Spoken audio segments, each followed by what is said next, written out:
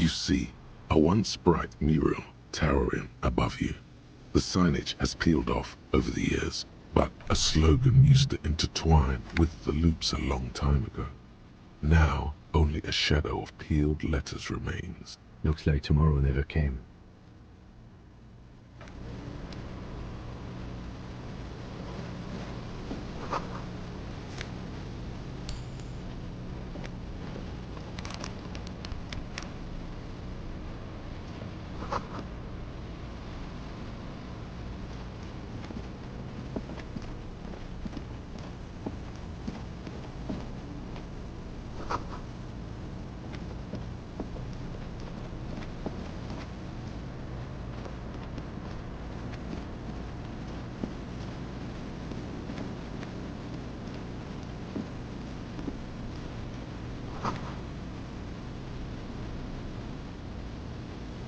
A metal payphone under a yellow plastic dome. You could use it to call someone. You hear the tone. The machine is inoperable. Calling. Still call. This feels wrong. End of tone. Pierre, is that you, Pierre? So nice of you to find the time to call me. It gets so lonely. Even the animals have died. Are you sure you're Pierre? Your voice, it's different. Her voice is drowned in white noise. Sounds like waves washing a beach, growing in volume until the call suddenly disconnects. You get a sinking feeling. It makes you look if Lieutenant Kitsuragi.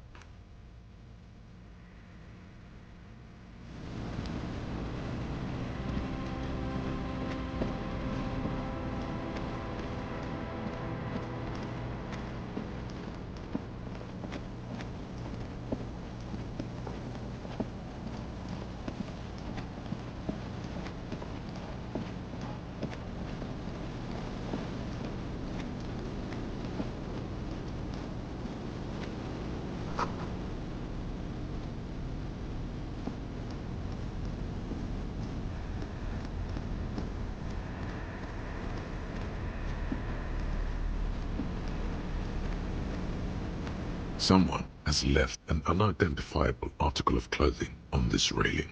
It's streaked with dried seagull shit and tangled with pieces of seaweed. A dangling arm suggests that there might be a jacket beneath the crowd. It seems likely that it was left in the surf until someone laid it out on this fence to dry out. Unfortunately, that just seems to have stiffened it into a shapeless mass. Please tell me you're not taking that with you. It's a guano-encrusted jacket, and you're already carrying around enough as it is.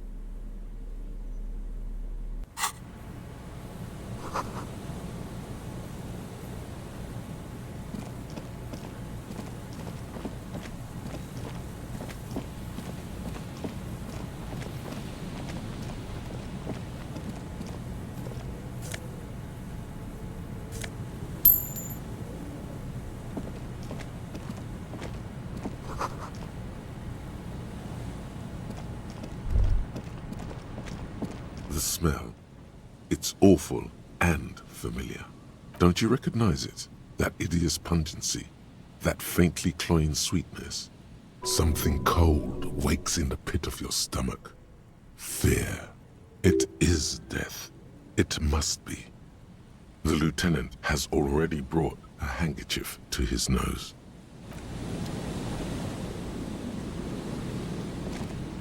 There's some tear, an empty cigarette package, and a crumpled kebab wrapper in the trash bin.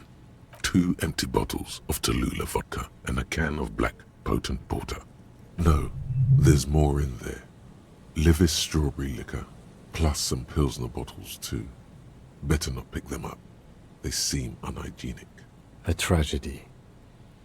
Whoever tossed it here was a heavy smoker. Red Astra is the black market version of Astra cigarette. You see traces of mayonnaise and ketchup on it. It's no older than a day or two. No mold yet. It's hard to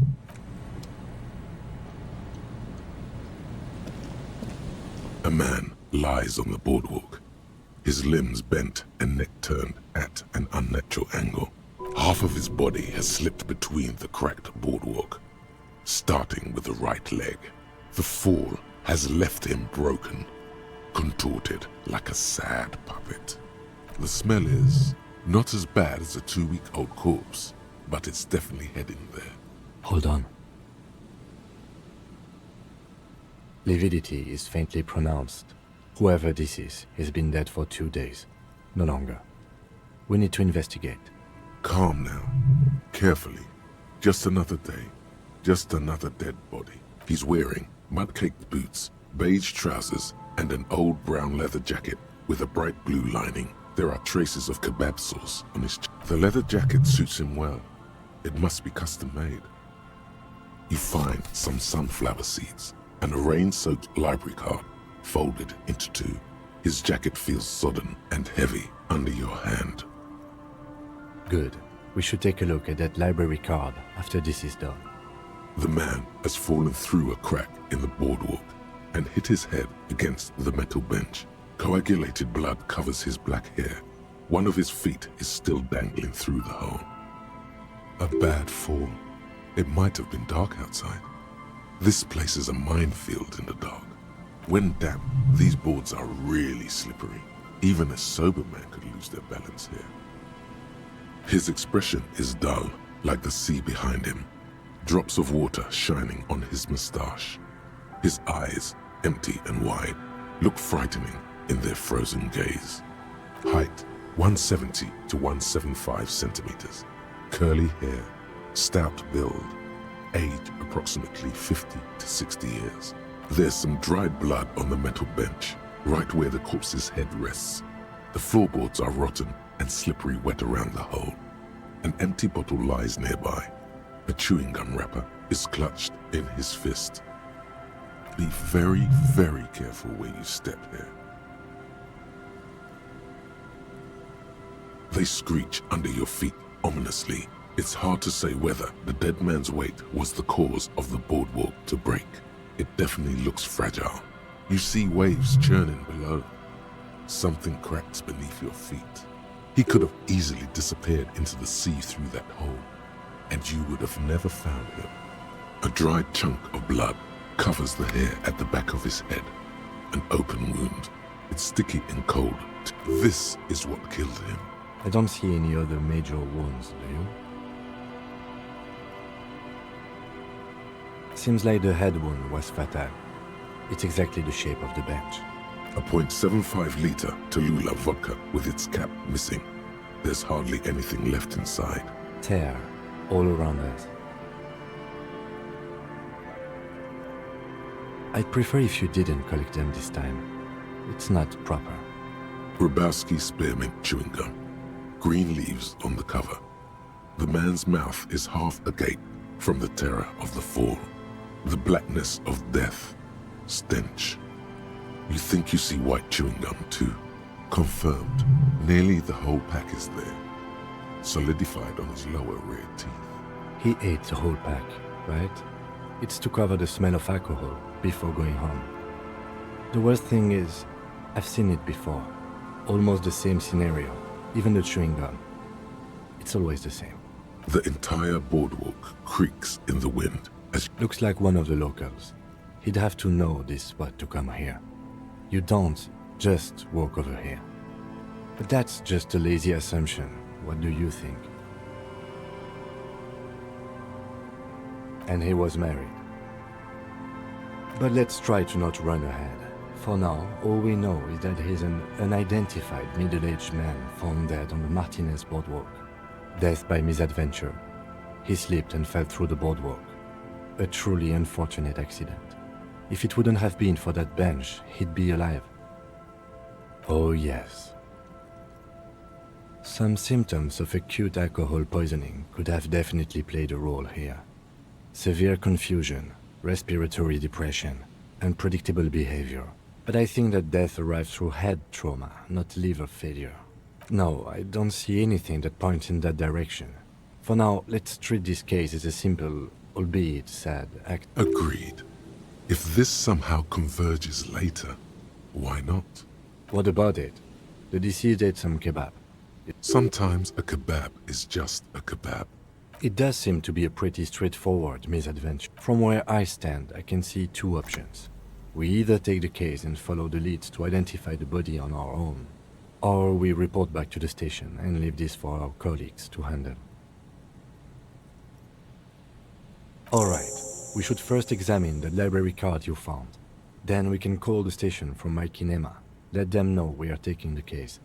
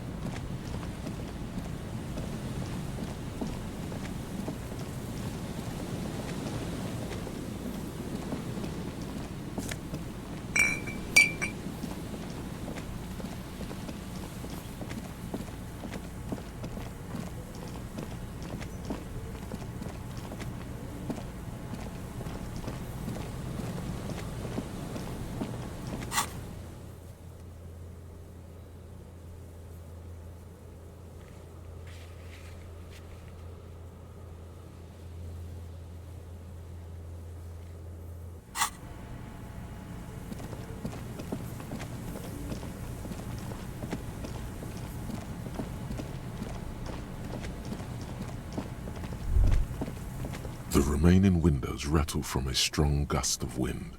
They're covered in a thick layer of grime. Dripping water falls from a high place.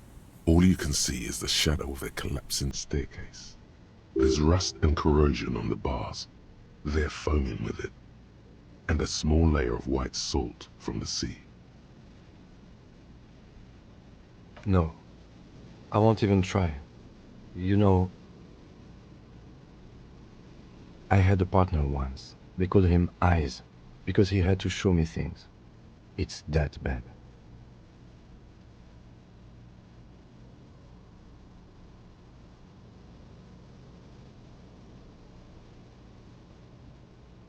Well enough, actually. It's odd.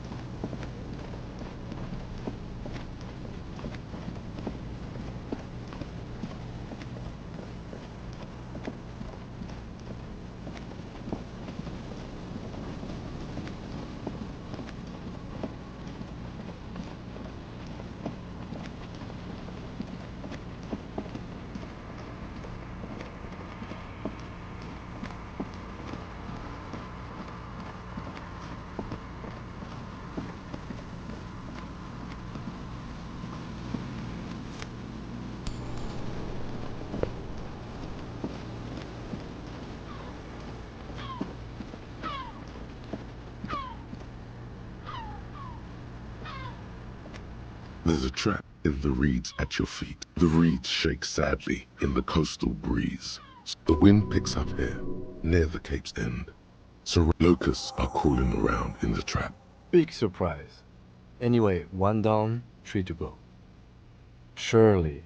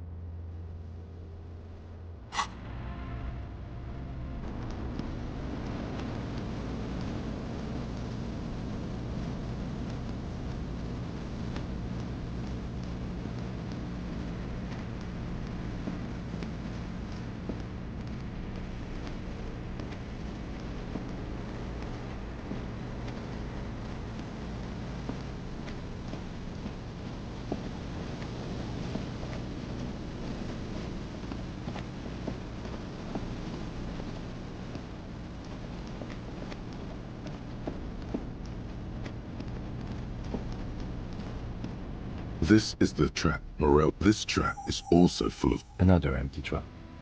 Neither does the lieutenant. He just raises his collar.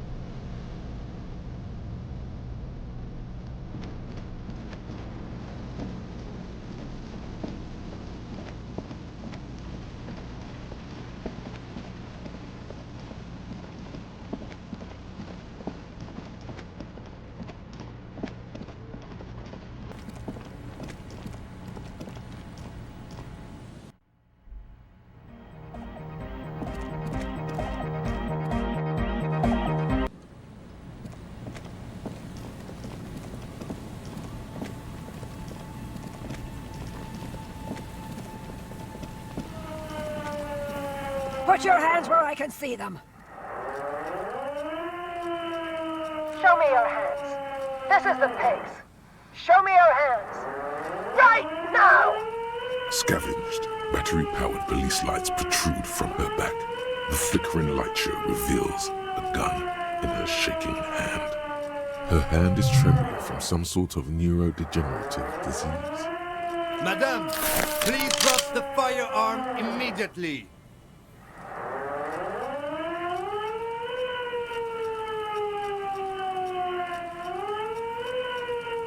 The man appears to be pulling out an object from his pocket. Fear under threat! Fear under threat!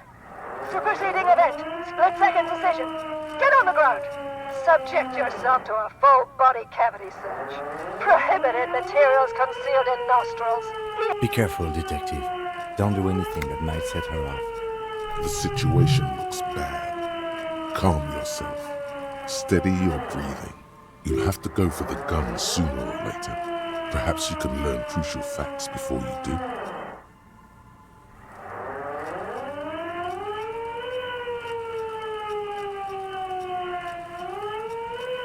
Officer in need of assistance! Ma'am, please.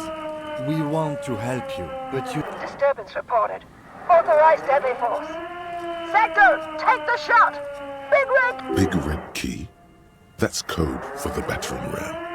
Cop talk. You know this.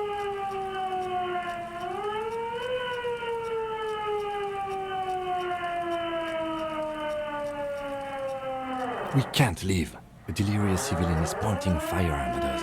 Your firearm. You need to solve this. It's the goddamn police! As she waves her hands, you notice familiar-looking ampoules and packets sticking out of the mountain of police gear on her back. Back up! Back up! Back up! Status unconfirmed! No. I thought Mr. Moran...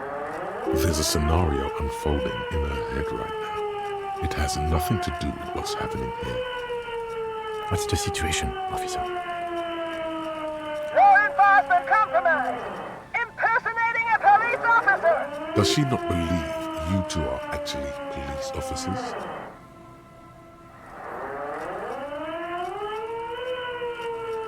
License and registration! License and registration! It's not a code, just disjointed words. She's frantic, confused, teetering under all that gear. There's an opening if you just move fast enough. If not, the lieutenant's got her in his sights. Suicide back home! Split-second decision! Eat lead, scumbag! Oh my god. In your peripheral vision, the lieutenant releases the half-squeezed trigger. God, I almost blew her head off. What is this? This isn't police issue. Police weapons have bullets. This isn't real. Police gunpowders have bullets. What is this? Why did you sell me this? Grab the gun, right now.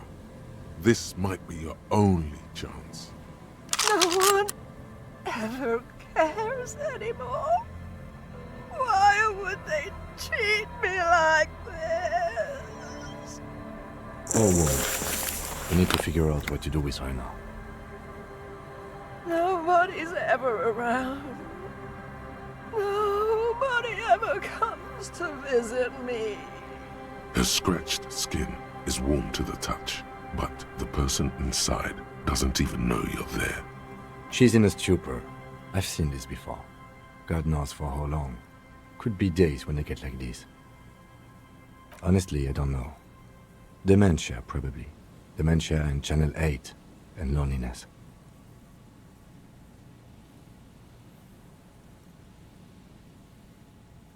Yeah, looks like a bad case. But the question is what to do with her right now. I don't think there's any need for that. In her current state, and without the gun, she isn't really a threat to anyone. We could let Titus know. This is a perfect problem for the local peacekeepers to handle. They might even know her family.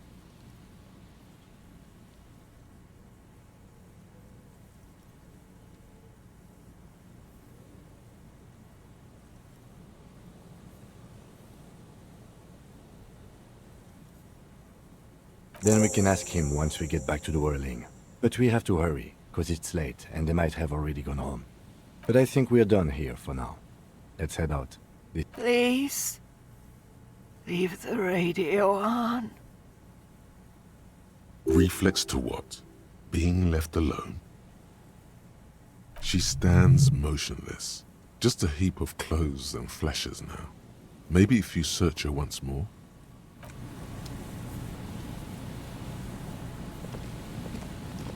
The woman stands slumped. Is one of those things a police cap? There were narcotics in there too. You're thinking of taking them. She doesn't even flinch as you reach out and disentangle the familiar-looking lieutenant's cap from her mountain of RCM. Oh, is that yours? The lieutenant nods. The old woman doesn't react to your touch. You take the vial of Pyrrolidon and the bottle of speed as evidence, obviously. She didn't consume them. She didn't look high. She confiscated them, a little like you are doing now. You're taking those, are you? Listen to him, for once.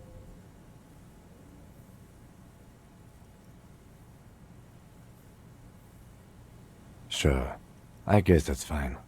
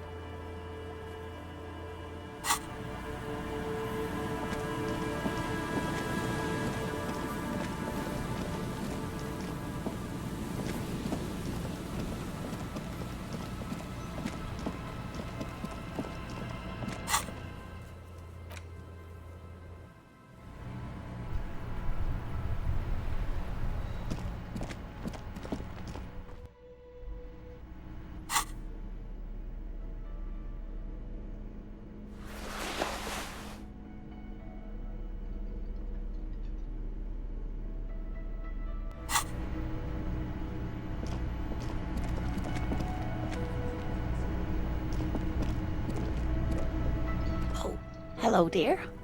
I didn't notice you at first. Goodness, how is he? Did he say why he hasn't returned yet? He's fine, ma'am. He couldn't get back earlier because the water lock in the canal was broken. Now he's just finishing up some work. Oh, yes. That's my Morel. He's bound to catch a cold staying out there for so long. But I am so relieved to hear that he's okay. Thank you for putting an old woman's heart at ease. If You haven't, however. There are dangers out there. Our aging body's foul. Her heart won't rest until Morel is safely back with her. Oh, you don't want to hear about some old woman's ramblings. Reflexively, the lieutenant read his familiar notebook. Well, it was summer. I was building a racing track out of sand on the beach near a tall stand of reeds. Quite a tall one. many times my height, I remember. When all of a sudden... I'm getting ahead of myself. I was 5.5 in Betancourt in the suburbs. My grandmother had a summer home there. Betancourt got bombed in the war. It used to be quite near, circa 20 kilometers from here. The strangest moment of my life. I looked up and one of the reeds moved. Not like a plant, but like a living thing. It stood up and looked at me. Its body unfolded like some antique toy. I've never seen anything like it. I didn't know this can happen, so I reached my arm and touched the thing. It felt just like a stalk of reed, but it moved, swaying, towering above me. I tried, but I was only a child. There was mud and high water. I couldn't see it anymore. I was just standing there, knee-deep in mud, looking around me. I ran back home to my grandmother and asked her if reeds could walk, and told her they were looking at me. Of course, she just laughed at me, but I knew what I'd seen. For years, it was a story I told at parties when I wanted to impress boys. That sort of thing. Of course, most people just took it as a strange, amusing anecdote. So did I, honestly. But then I met Morel. We were on our first date when I told him my story. Not all of them, as far as I remember. Some of them, on the inside like stalks of marble, if that makes sense. It's hard to say how big things are when you're quite small yourself. To me, it seemed to be taller than I was then, but that's probably not the case. What if it is the case? Our first, yes. I thought it was a wonderful story, man. You're welcome, sweetie. I do appreciate.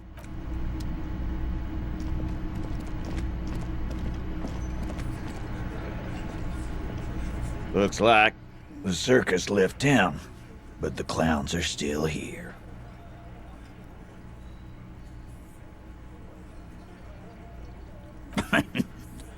What's that, Copper?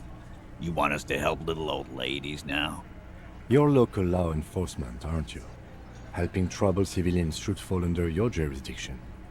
Yeah. We'll send someone out. Who is? Wait. It's the pigs. It's God. Poor lady. Don't worry. We'll handle this. I think she got some family in Kurong or something. Bastards left her alone when she got sick. We've been getting complaints. Hey, wasn't Everett's B team looking for her the other day? They said something about her, I don't know, finding something? Yeah, I think you're right, Gene. She have something of yours, Pig? No? Well, whatever then. No. They totally said what it was. I don't remember. I was fucking drunk. Let me know if you figure it out back there. Now, anything else we can help you with? Auntie LaPlante, we always called her. Something LaPlante. Marianne, amigo. Be anything else you wanted to know? Was? Like before. Just an old lady. Her kids moved away years ago. Never come to visit. Never took her calls. She gets out every now and then. She did right by lots of us when we were kids. Always was a little off, but still. Us kids? That must have been ages ago. She was better then. Wanted to be a cop, you mean? Well, shit. I don't actually know. Anyone know why she started acting like a pig? No fucking clue. It's gotta be the crazy. Who'd want to be a pig?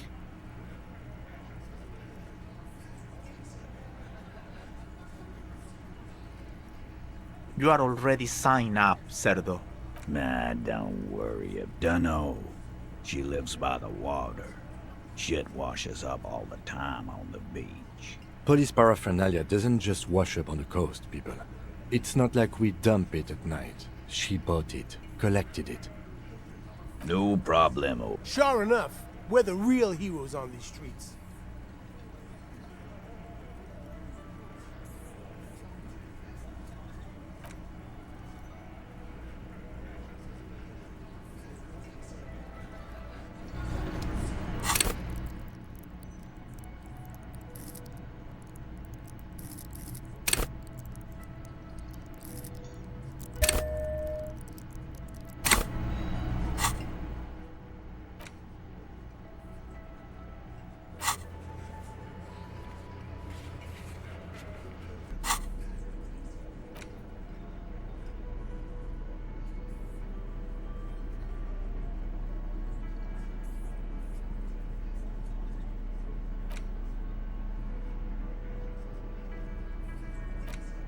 As you hold it in your hands, it makes an uncomfortable crunching sound. It's a sordid, filthy tale, not for the weak. Are you sure you can stomach it? Some secrets are better left uncovered. Don't even try. It occurs to you that you're not even holding the jacket itself, but rather the thick It smells like a dead sea creature, tangled in grey strands of seaweed. Somehow, it was carried or dragged to the boardwalk.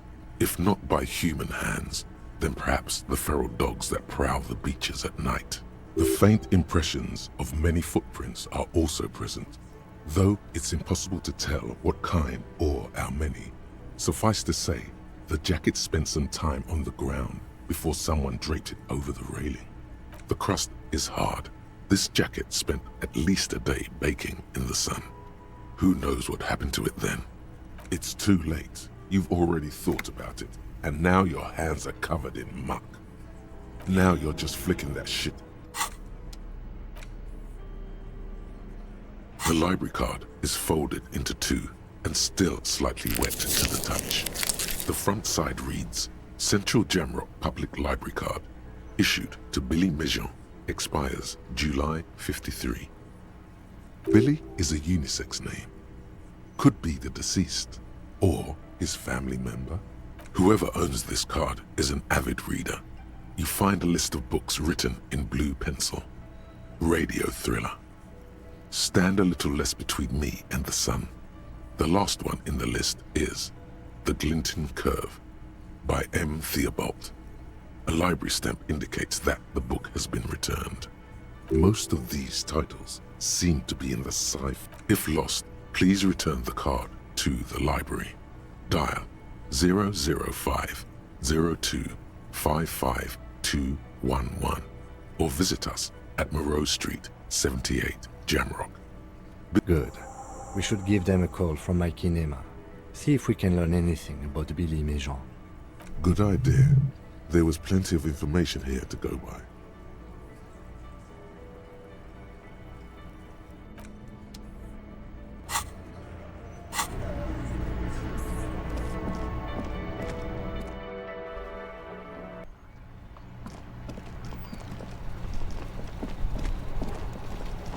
Inside, you see a set of steering levers, a radio microphone. This is Precinct 57. How may I assist you?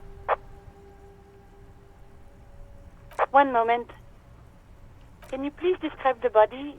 Age, sex, cause... We suspect he might have been inebriated when he fell. There were bottles all around him, and traces of vomit on his shirt. Any signs of violence?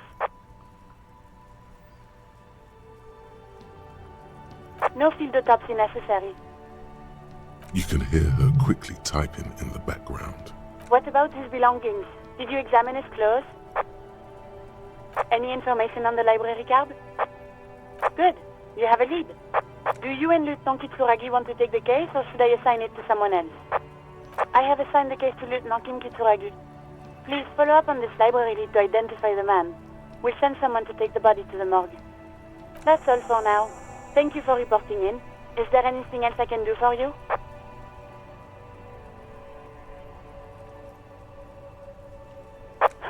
Ten for, come in. Fireworker, over. 10-4, sir, glad to hear that. I'll write down that there is no need to issue a new one to you then. Over. 10-4, sir. Roger that, and very glad to hear it. I will make relevant changes to the report. Roger that, 10-10, over and out.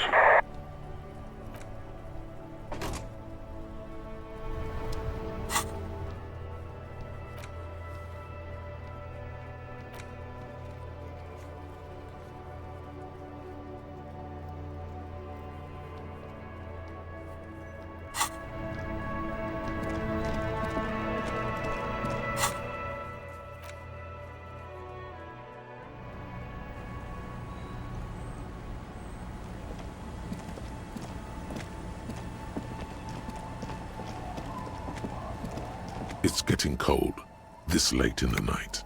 Good night, officer. We'll meet in...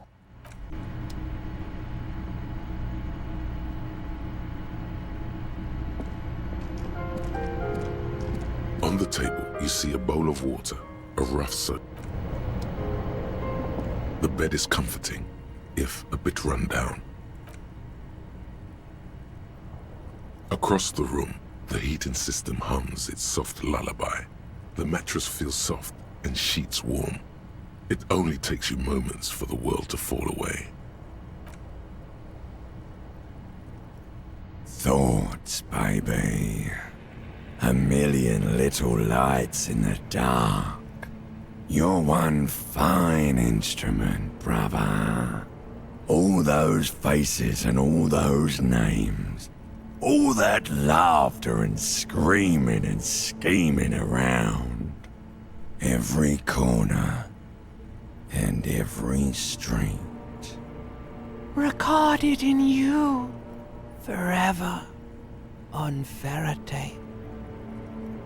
On and on it goes for untold hours.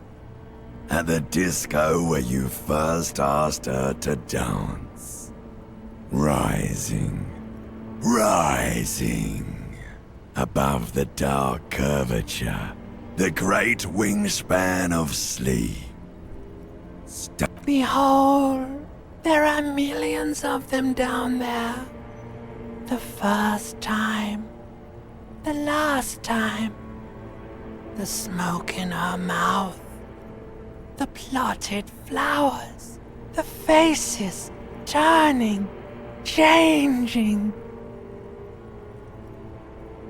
It's the world, Harry boy, and you're made of it. Every day you're out there, you make more of yourself from it. I'm afraid you can't be unmade now. You can never forget this shit. Beautiful. It's stuck on loop, whirling, spitting out words and images. You're the son of the world again. Harrister, a ceaseless agent. Picking up litter and old newspapers. Collecting your little bubblegum wrappers and idiotic picture postcards. Meaningless, meaningless keepsakes. Reading your awful letters and recalling things, aren't you? The endless names of the world. An address book you are. The map of a city. You'll go insane if you keep going like this. One more day, and you'll be in the loony bin. I just know you will. And for what, brother man? For the money, baby. For the greater good. Solving your little crossword puzzles. Doing your tasks. Crossing names off lists. Trying to become some sort of world detector. It won't make it okay. It won't put smoke back in her mouth. There he goes again. He's a real political animal, our Harry. He still doesn't see that it's the world changing around him. He's got no idea what he's in for. 'Cause only love can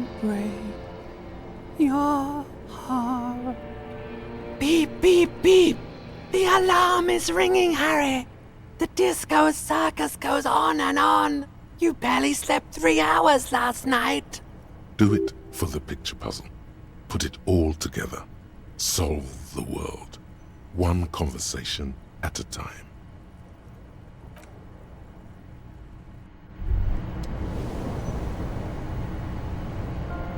Good. You're up. Listen, there's something that's been bothering you for a few days now. It's a suspicion, or a feeling really, that things are not quite in hand around here. An earth-shattering deduction from your psyche. What will those guys come up with next? Every day, things seem to spin more and more wildly, out of control. The center isn't holding. And despite your efforts to moderate and contain these energies, things only seem to be getting worse. You've got to find out who bears la responsabilité.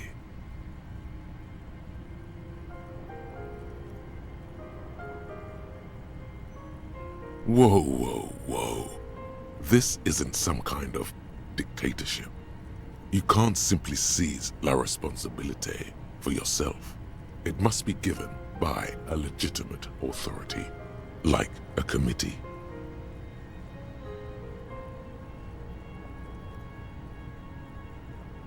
Only the most even-keeled minds in Martinaise. Your half-brother, the lieutenant, is a natural place to start. Together, you'll be able to discover who has la responsabilité in Revachol. And, if necessary, you'll have the wisdom and expertise to assign it among yourselves. Most likely, your findings will be collected in a report, which will be carefully reviewed by your superiors. Once they've reviewed it, those same superiors will produce a set of recommendations to be taken up at the next meeting of the Standing Committee. Rest assured, no matter what happens, it will be done through the proper channels. Good luck. Your report is eagerly anticipated.